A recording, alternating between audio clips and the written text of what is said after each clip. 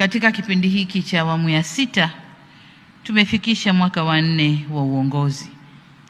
Nichukue fursa hii kumshukuru Mungu kwa uhai na afya njema, shani na jaala zake kwa kuniwezesha kulitumikia taifa letu.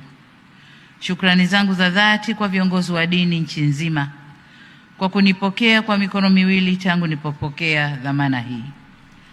Asanteni sana kwa kuwa nami bega kwa bega kwa dua, maombi na sala, pamoja na ushauri niliokuwa nikiupata kwa kipindi chote hiki.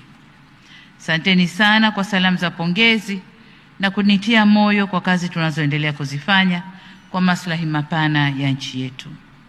Hakika kutokana na wingi wa dua na maombi ilimpendeza Mwenyezi Mungu na imempendeza Mwenyezi Mungu kutufungulia milango ya kheri na baraka, kutujalia amani na utulivu nchini, hali iliyotujengea mazingira mazuri ya kutekeleza yote yaliyofanyika na kutunufaisha kiuchumi, kijamii na kisiasa.